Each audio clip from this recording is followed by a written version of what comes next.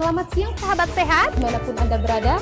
Kembali lagi dalam program kesayangan Kita yang terbaru Kopi Pancong, komunikasi pintar, pas cocok, dan terpercaya. di RSUD Sultan Syarif Muhammad Al-Qadri, Kota Pontianak.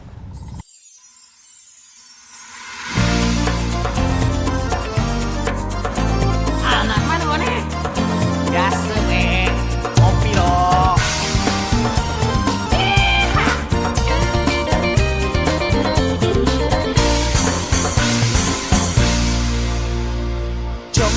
Jom kopi pancong, tak berduit kopi pancong. Saya buka dulu. Assalamualaikum warahmatullahi wabarakatuh. Selamat pagi dan salam sejahtera untuk kita semua.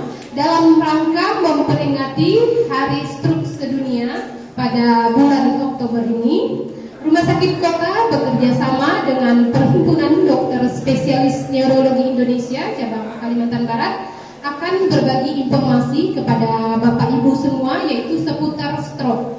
Nah, mengingat stroke ini merupakan penyakit yang mematikan nomor 1 di dunia ya Bapak Ibu. Jadi perlu sekali untuk kita membekali diri bagaimana sih cara pencegahannya, apa penyebab dari stroke ini sendiri. Nah, baik Bapak Ibu, di sini telah hadir bersama kita narasumber kita yaitu Dr. Ahmad Pakis, spesialis neurologi. Apa ada yang udah kenal sama beliau? Sudah ya, pasti sudah pada kenal ya Bapak Ibu ya. Baik, untuk mempersingkat waktu ya Bapak Ibu, saya langsung saja mempersilakan kepada Dr. Ahmad Paki untuk memberikan materi mengenal stroke lebih dekat. Nanti kita akan ada sesi tanya jawab ya Bapak Ibu, jadi silakan disimak dan didengarkan. Jika ada yang tidak dimengerti, silakan ditanyakan langsung ke Dr. Ahmad Pakinya ya.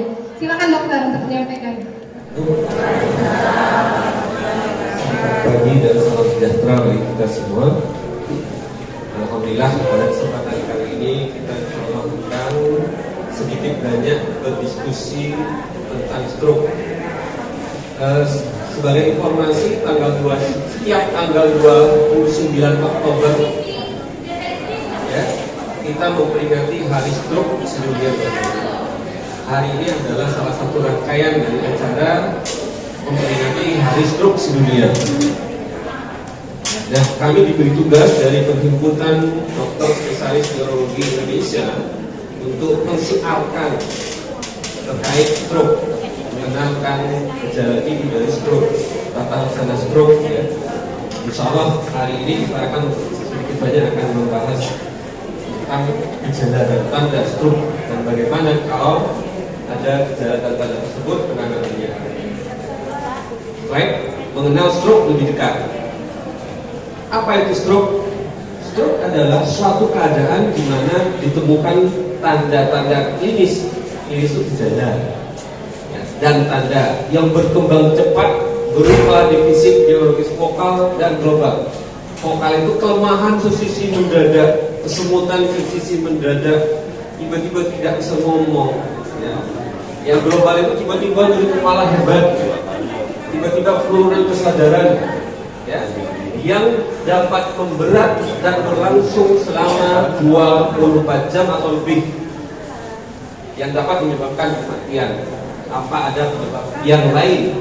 Yang jelas lain karena gangguan pembuluh darah, bukan karena tumor, bukan karena infeksi, bukan karena trauma di otak. Murni ada gangguan pembuluh darah di otak, entah itu karena tersumbat atau pecah pembuluh darah di otak. Nah, stroke terjadi karena otak tidak mendapat pasokan darah yang membawa oksigen ke sel-sel saraf, ke sel-selnya ini. Jadi inti dari stroke itu adalah gangguan suplai aliran darah ke otak, baik karena tersumbat atau karena pecah. Salurannya tersumbat atau pipanya pecah, jadi nggak bisa mengantar aliran darah ke sel-sel otak dan sel-sel otak ini. 12,2 juta terdapat kasus baru stroke per tahun. Jadi setiap kasus tiap 3 detik. Pada tahun 1999 sampai 2016 ini terjadi peningkatan stroke yang cukup signifikan, di mana 1 dari 4 orang akan mengalami stroke mana 63% di antaranya terjadi pada usia di bawah 70 tahun. Bahkan pada anak-anak pun sekarang sudah banyak kejadian stroke. Ini terkait dengan pola makan, ya, banyak makan gula, kurang gerak, berdiam diri di tempat gadget, kurang gerak, itu berisiko terjadinya gangguan pembuluh darah otak stroke. Ya, memang seiring bertambahnya usia, kejadian stroke yang akan bertambah. Tapi jangan merasa aman, usia muda tidak aman dari stroke. Anak-anak sekalipun sekarang sudah banyak kejadiannya. Next, apa saja jenis stroke? Secara umum stroke itu ada dua, stroke sumbatan dan stroke perdarahan. Yang paling banyak ini adalah stroke sumbatan yang sebelah kiri. Yang putih-putih itu adalah stroke perdarahan, itu perdarahan otak. Sekitar 67% dari jenis stroke itu adalah stroke sumbatan. Ini yang paling banyak. Ya. Sisanya yang 33% adalah stroke perdarahan, baik itu stroke perdarahan di otak maupun di selaput otak. Dua-duanya bisa menyebabkan kematian dan kecacatan yang sangat signifikan. Next. Secara umum faktor psikostroke itu ada dua. Satu, faktor psikostroke yang tidak bisa diubah. Apa itu? Usia. Yang tua tidak bisa jadi muda lagi, itu makin bertambah usia, makin berisiko untuk terjadi stroke. Yang kedua, menurut penelitian, pria lebih berisiko dibanding perempuan. Yang berikutnya adalah ras, terutama pada populasi kulit hitam, ya, itu lebih berisiko. Yang berikutnya adalah keturunan buat keluarga, itu kan bisa diubah, potensi keturunan. Yang terakhir adalah riwayat stroke sebelumnya. Ini adalah faktor risiko yang tidak bisa diubah, yang tidak bisa dimodifikasi. Maka Bapak Ibu mungkin yang hadir saat ini adalah rata-rata pernah mengalami stroke. Jadi mohon dibaca di depan, makin ada riwayat stroke makin meningkatkan risiko untuk terjadi stroke berikutnya. Nah ini tidak bisa diubah. Faktor risiko berikutnya apa? Adalah faktor risiko next. Faktor risiko stroke yang bisa diubah. Nah, yang pertama, secara umum itu ada dua faktor risiko stroke yang bisa diubah. Yang umum, yang paling sering terjadi, dan yang jarang. Yang umum, yang sering terjadi apa? Peningkatan tekanan darah. Ya. Jadi Bapak Ibu yang pernah stroke atau yang belum stroke, idealnya tekanan darahnya harus terkontrol. Di bawah 140, kurang dari 90. Apakah tekanan darahnya kalau sudah di bawah 140, kurang dari 90, apakah dihentikan? Tidak, diteruskan. Ya. Yang berikutnya adalah kegemukan. Ya, berat badannya harus ideal, sedapat mungkin ideal. Indeks massa tubuhnya antara 18 sampai 22. Nanti Bapak Ibu bisa ke puskesmas atau posyandu untuk ditimbang berat badannya dan tinggi badannya.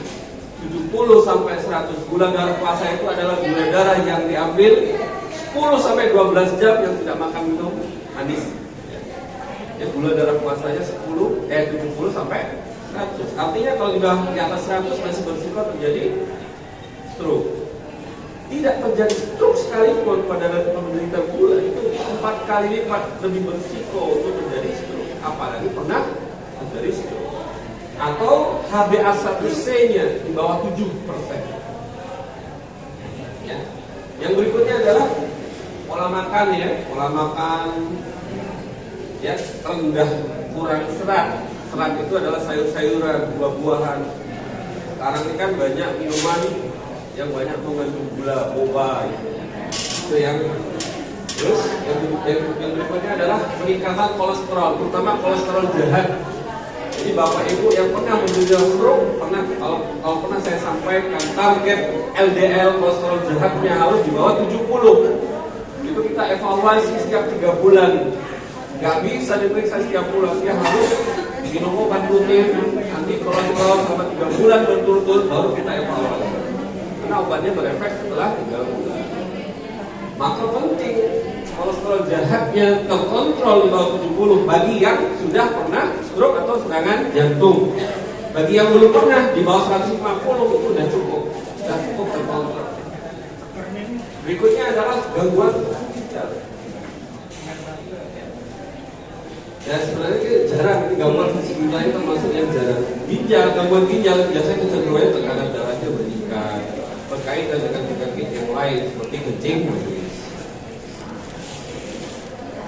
Nah, faktor risiko yang lain terkait pola hidup, lifestyle-nya yang tidak baik, kurang gerak, merokok, minum alkohol, ya, kurang makan serat, ya, itu berisiko terjadi stroke. Nah, bagi bapak ibu yang pernah mengalami stroke, nah faktor risiko ini yang harus dikendalikan, kendalikan tekanan darahnya, kendalikan kadar gulanya, kendalikan kolesterol jahatnya, asam uratnya. Asam urat termasuk faktor risiko yang jarang, tapi bisa menyebabkan, bisa meningkatkan risiko terjadinya stroke. Plus perubahan gaya hidup tadi, perubahan gaya hidup, ya, berat badan diturunkan ke berat badan ideal, minimal tidak nambah, pola makan banyak makan serat, sayur dan buah, merokok berhenti, minum alkohol berhenti, olahraga cukup. Apa saja tanda dan gejala stroke? Ya ini ingat slogan segera ke rumah sakit. Senyapa, senyumnya tiba-tiba perot, tidak sama antara kanan dan kiri, tiba-tiba tidak sama, perot, tidak simetris bahasa medisnya. Yang kedua, gerakannya tiba-tiba lemah separuh, sebelah. Ya, stroke itu cenderungnya sebelah. Makanya tadi ada gejala defisit neurologis vokal. Ya, kalau keempat-empatnya kemungkinan bukan stroke. Ya. Yang berikutnya tiba-tiba suaranya tidak jelas, pelok, celan, cedal, ya. Atau tidak mampu berkata-kata sekalipun, tidak keluar suara, tidak mampu memahami pembicaraan, itu namanya afasia yang timbul tiba-tiba. Berikutnya adalah kebas, kesemutan sisi mendadak, nyeri sebelah mendadak. Ini jarang, ya, seperti panas terbakar, kesetrum sebelah mendadak. Hati-hati, itu menjadi salah satu bagian dari gejala stroke. R-nya apa? Rabun, tiba-tiba penglihatannya hilang mendadak, atau kabur, tidak jelas mendadak, penglihatannya ganda, atau salah satu lapang pandang juga seperti hilang, seperti gelap yang timbul mendadak. Hati, bisa menjadi salah satu tanda yang dalam stroke. Yang terakhir adalah X, sakit kepala hebat yang tidak pernah dirasakan sebelumnya. Jadi kepala luar biasa sampai muntah, nyemprot, kelihatan kabur. Misalnya pada kasus stroke perdarahan. Jadi kepala hebat disertai dengan penurunan kesadaran, ngantukan, dia harus berangsang kuat baru bisa bereaksi. Hati-hati, itu bisa menjadi salah satu tanda dan gejala stroke. Kalau ada tanda ini, apa yang harus kita kerjakan? Ya, ini yang kebanyakan orang kita itu banyak stigma dan pemahaman yang salah di masyarakat. Ya, jangan bertunggu kalau ada belum. Tadi gejala. Kalau ada gejala tadi, segera ke rumah sakit tadi. Ya, senyumnya perot, kelemahan sisi, suara tidak jelas, kesemutan, rabun, sakit kepala, mungkin bisa ditambah gangguan lain, daya ingatnya mendadak hilang, gangguan keseimbangan mendadak, kejang sesisi mendadak. Tidak hanya ini sebenarnya, cuma untuk memudahkan. Kalau ada tanda-tanda ini, apa yang harus kita kerjakan? Segera dibawa ke rumah sakit yang punya fasilitas penanganan stroke dan CT scan. Jangan bertunggu jam berapapun, tengah malam ada gangguan ini, langsung bawa ke rumah sakit. Karena makin cepat penanganan stroke, makin bagus hasilnya. Ibarat rumah kita terbakar, segera dipadamkan di awal, sama dibiarkan baru sana. Ya kan? Andaikan mata kita bisa melihat di masa-masa awal stroke berapa juta sel saraf yang mati, berteriak dia minta tolong, cuma kita nggak tahu, nggak sadar. Maka penting kecepatan penanganan stroke. karena masa emas penanganan stroke sangat-sangat sempit, 0 sampai 4,5 jam. Bayangkan itu, lebih dari 4,5 jam tidak ditangani, kecenderungannya gejala sisanya, kecacatan yang menetap. Ya, sebenarnya kalau cepat ditangani dengan obat-obat yang cepat, tepat, ya, gejala minimalnya insya Allah akan kecil. Angka kematian, angka kecacatan juga akan berkurang. Maka sekali lagi kalau ada tanda segera ke rumah sakit ini, pertolongan pertamanya apa? Langsung bawa ke rumah sakit yang ada fasilitas CT scan dan stroke. Khusus obat stroke yang pada masa-masa 0 sampai 4,5 jam kita belum ada, itu sayangnya. Kalau timnya, alatnya, fasilitasnya, insya Allah di rumah sakit kota ada. Mudah-mudahan ke depan di rumah sakit kota sudah lengkap. Ya. Hanya satu aja obatnya yang belum tersedia. Obat khusus untuk menghancurkan jembatannya tadi. Karena itu terkait dengan pembiayaan yang tidak sedikit dan kurang. Ya. Next. Nah ini apa yang harus kita lakukan jika ada gejala stroke tadi? Segera ke rumah sakit terdekat. Jangan menunda, jangan bertunggu, jangan ditusuk jarinya. Tak ada guna. Itu namanya mitos, pemahaman di masyarakat yang tidak benar, tidak betul. Tidak ada kaitannya di sini kan di otak. Sumbatannya di otak, bukan di ujung jari. Katanya tidak boleh dibawa ke rumah sakit, nanti akan memberat. Sebetulnya tidak betul. Memang pada kasus stroke tidak boleh diberikan cairan berlebihan. Infus yang kita berikan itu hanya sekedar netes untuk memasukkan obat, bukan untuk obat cairannya. Jadi Bapak Ibu tidak usah khawatir infus. Kalau pasiennya bisa makan dan minum tidak tersendat, tak usah diinfus, cuma pasang alat untuk memasukkan obat, itu sudah cukup. Kecuali pasiennya dengan shock, kehilangan cairan banyak, muntah banyak, sehingga tekanan darahnya drop, baru diberi terapi cairan. Jadi banyak hal-hal yang perlu kita luruskan pemahaman di masyarakat yang tidak pas terkait stroke. Ya. Ya ingat ya, kalau ada gejala segera ke rumah sakit terdekat dan jangan menunda. Oke, next. Segera ke rumah sakit. Semakin cepat mendapat pengobatan, penderita stroke dapat tertolong dan mengurangi risiko kematian dan kecacatan. Next. Nah ini betapa pentingnya kecepatan dan ketepatan penanganan stroke. Periode emas penanganan stroke itu sangat singkat. Ya. Pasien yang diduga mengalami serangan stroke harus dibawa segera ke IGD rumah sakit yang punya fasilitas stroke dan CT scan kurang dari 2 jam supaya segera diberikan pertolongan yang tepat dan segera. Nah, memang kendalanya itu ada beberapa hal yang menyebabkan keterlambatan datang ke rumah sakit. Satu, di masyarakat itu pemahamannya kurang. Jadi betul dibiarkan tunggu besok hari. Kejadiannya malam hari tunggu besok orang diangkat. Bayangkan lebih dari 4,5 jam itu kecenderungannya meningkat. Yang kedua, faktor transportasi, macet, jauh, letak geografisnya jauh. Jadi ada beberapa hal yang menyebabkan keterlambatan penanganan stroke. Ya, ini adalah rantai penanganan stroke dari masyarakat, kemudian pengaktifan nomor gawat darurat ya 118 boleh saya. Dan transportasi pengantaran pasien ke rumah sakit dengan menggunakan ambulan ya, sampai tiba di rumah sakit maksimal 2,5 jam dan kurang 4,5 jam. Kalau lebih 4,5 jam itu pilihan obatnya akan berbeda lagi ya.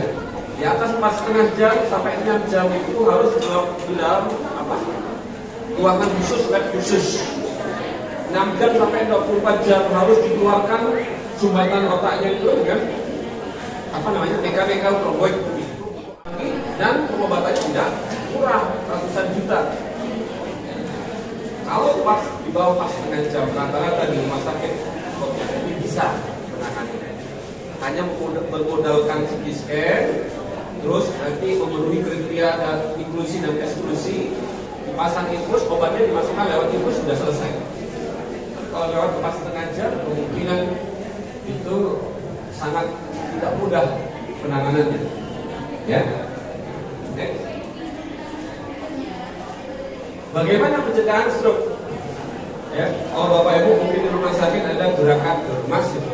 Ya kurang lebih sama ya. Cek kesehatan secara berkala, stop merokok. Kalau yang belum bisa berhenti, kurangi terus berhenti. Ya, aktivitas fisik cukup. Ya, diet seimbang. Utama diet tinggi serat, sayur-sayuran hijau, buah-buahan. Ya, istirahat cukup dan kelola stres. Ini pencegahannya. Next. Ya, take home message-nya, pesannya adalah yang ingin kita sampaikan adalah stroke adalah suatu penyakit kedaruratan.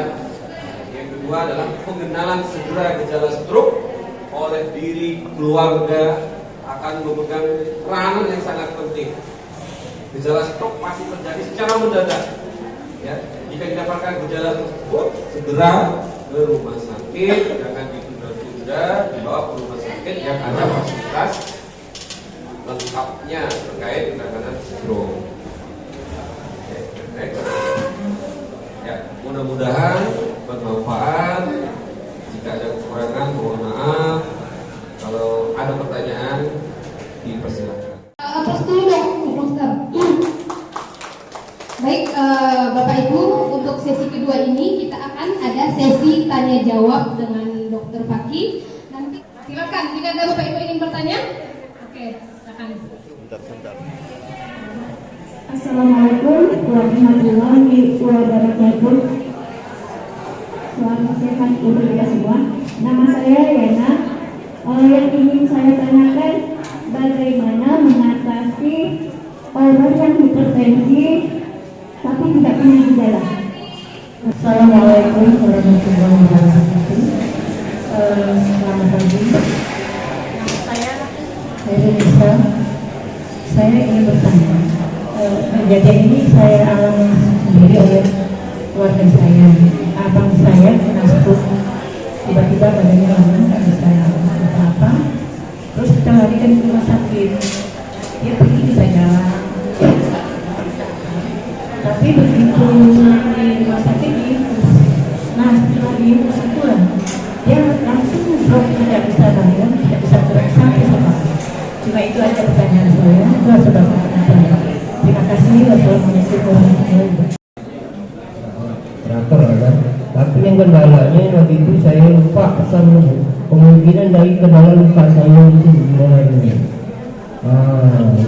Waktu itu saya dapat terbor.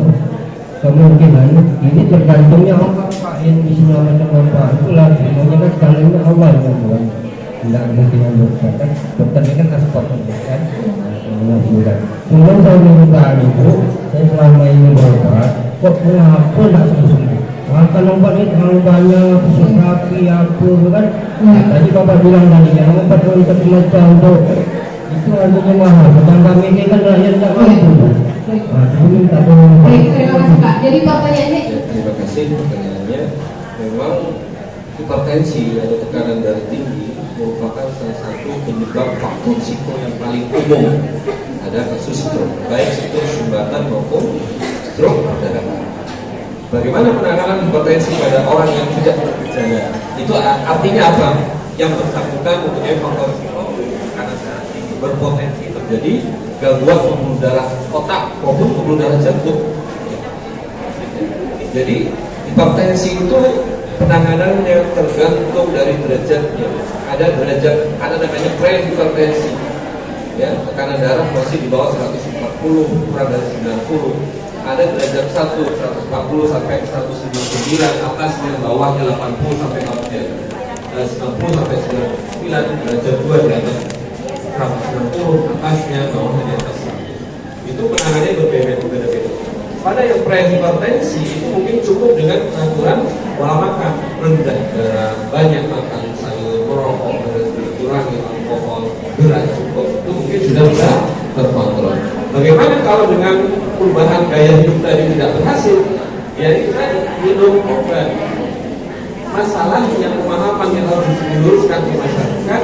Kalau sudah terponis hipertensi, kabar baiknya hipertensi itu Bapak Ibu bisa dikontrol.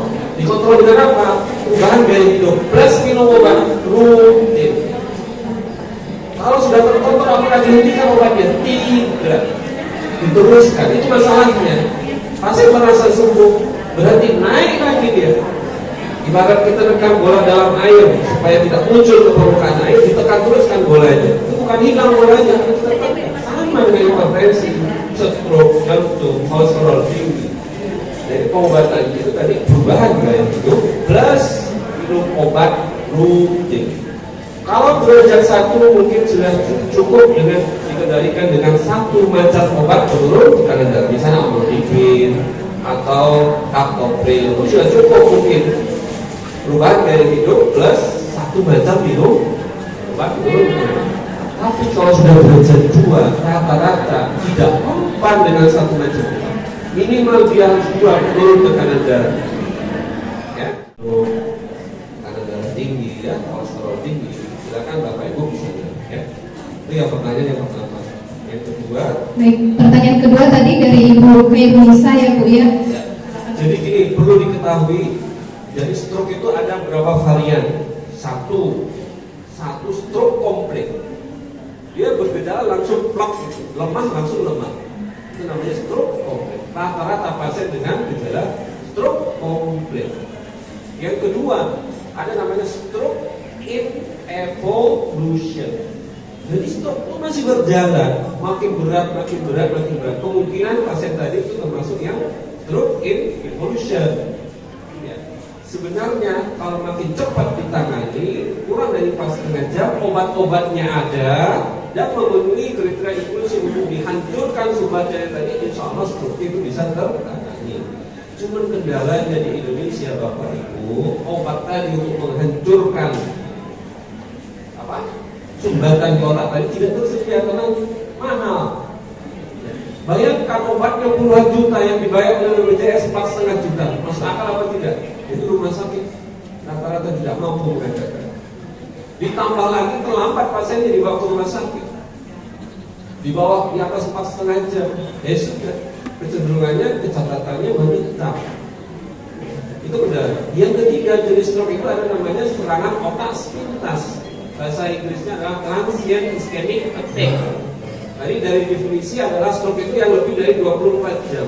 Yang TIA serangan otak sepintas tadi kurang dari 24 jam dia akan pulih.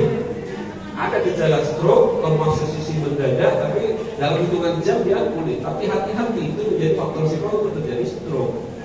Yang berikutnya yang nomor 4 jenis stroke adalah RIM namanya, reversible ischemic myelodeficit. Itu setelah 2 hari dia baru membaik, bisa pulih. Jadi yang diceritakan oleh Ibu Anissa tadi, kemungkinan jenis stroke-nya adalah stroke in evolution. Saya tidak tahu berapa jam dia bawa ke rumah sakit, saya tidak tahu. Ya itu tadi, tergantung dari jenis stroke-nya, tergantung kecepatan penanganan stroke-nya, ya, tergantung ketersediaan obatnya. Jadi cuma masyarakat melihat gara-gara diinfus stroke-nya menurun. Kan begitu ya Ibu ya. Jadi ya bukan saya. Sebenarnya itu infus itu bukan obat, itu hanya untuk memasukkan obat. Tak diinfus pun tak apa. Kalau dia makan minumnya bagus. Cuma kan sebenarnya kan kasus kegawatan, kita perlu jaga-jaga. Kalau ada kegawatan dengan dipasang infus lebih mudah. Itu masalahnya. Kapan infus menjadi satu obat? Kalau pasiennya jelas-jelas kekurangan cairan, kehilangan darah banyak, itu baru di. Cuman mohon maaf, masyarakat kan tahunya setelah diinfus memburuk. Yang mungkin komunikasi dari tenaga kesehatannya mungkin yang perlu diperbaiki sehingga tidak terjadi kesalahpahaman. Baik, demikian tadi ya Ibu Kaironisa sama Ibu Lena ya Bu ya, bisa dipahami ya? Ya. Kita mau ke pertanyaan lagi nih Bapak Ibu yang ingin bertanya, kami berikan kesempatan lagi. Oke, siap Bapak. Ini yang banyak terjadi pada pasien-pasien pasca stroke. angka kecacatan, gangguan fungsional, gejala sisa dari stroke ini saya ulang kembali, itu tergantung dari kecepatan penanganannya di awal. Ya Pak. Di atas 4,5 jam telat ditangani, kecenderungannya permanen dalam tanda kutip kalau tidak dilatih kecacatan gejala sisa tadi. Yang Bapak utarakan tadi itu adalah kemungkinan gejala sisanya kok nggak hilang-hilang, kan gitu ya Pak ya. Definisi sembuh bagi seorang pasien, apa kita pengen sama kayak dulu sebelum sakit, seperti itu. Yang paling bagus stroke itu mencegah, bukan mengobati. Kalau bisa kita jangan stroke, telat dari 4,5 jam kecenderungannya permanen. Tapi ada peluang jika Bapak bagus fisioterapi dan latihannya, gejala sisanya bisa minimal. Tadi kekhawatiran lagi di pasien itu kekhawatiran kalau minum obat terus-menerus, kan begitu. Apakah tidak terganggu fungsi ginjal saya? Jadi sekali lagi saya ulang, dari obat yang Bapak konsumsi setelah stroke itu adalah untuk mengendalikan faktor risiko stroke-nya yang bisa diubah. Karena kalau Bapak cuma fisioterapi tak minum obat, tinggal tunggu waktu, dalam tanda kutip saya bukan mau mendahului kehendak Allah, tinggal tunggu waktu stroke lagi. Karena sampai saat sekarang itu penanganan pasca stroke, pencegahan stroke, minum obat rutin seterusnya. Tujuan obat itu 3, maka saya ulang-ulang karena pasien kalau nggak ditegaskan 3 ini akan banyak nggak berobat. 1, melindungi otak supaya nggak stroke berulang. Bapak bersyukur masih bisa jalan, bersyukur. Banyak pasien stroke saya sekedar duduk ya tak bisa, alhamdulillah Bapak bisa tidur. Nomor 2, Bapak bisa ngomong jelas. Banyak pasien saya masih keluar suara tidak bisa. Bapak bisa makan, minum, tidak tersedak, tidak pakai suara. Syukuri itu. Jangan sampai itu menjadi kita lalai untuk minum obat untuk berubah gaya hidupnya supaya tidak berulang.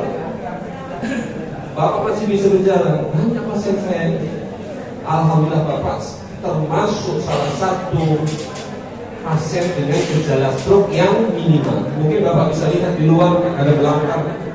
Karena ini penting saya jelaskan. Karena ini akan berulang-ulang terus pertanyaannya. Ya. Terima kasih. Mohon maaf kalau ada kekurangan, kesalahan. Terima kasih. Baik, demikian dari Bapak Ibu ya pemaparan mengenai materi stroke. Kita mengucapkan terima kasih juga kepada Dokter Fakih. Aplaus dulu dong Bapak Ibu untuk Dokter Fakih. Beliau sudah bersedia ya menyempatkan waktunya untuk berbagi informasi kepada kita di sini ya Bapak Ibu. Baik, akhir kata kami pamit undur diri. Saya Natali dan Dokter Ahmad Fakih pamit undur diri. Semoga bisa bertemu di kegiatan selanjutnya. Assalamualaikum warahmatullahi wabarakatuh. Selamat pagi dan salam sejahtera untuk kita semua. Aplaus lagi untuk Dokter Fakih.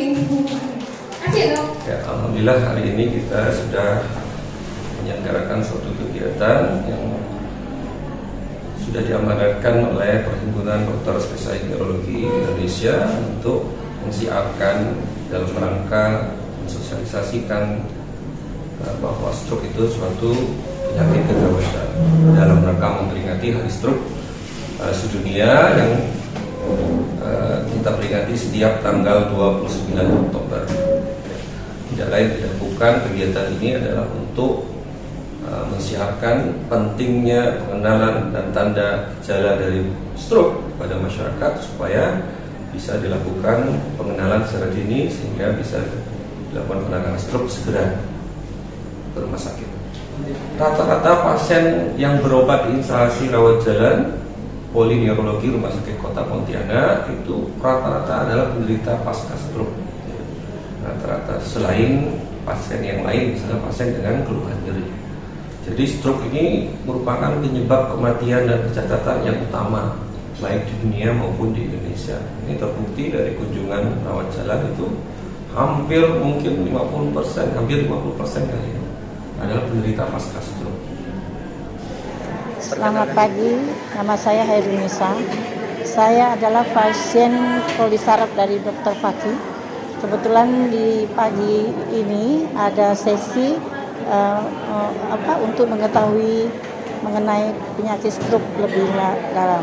Dokter Fakih ini banyak sekali. Antara lain yang tadi kami tidak bisa mengerti, yang tadi kami tidak tahu itu apa stroke, yang tadi kami tidak tahu kenapa bisa terjadi seperti itu. Akhirnya kami mendapat jelas semuanya.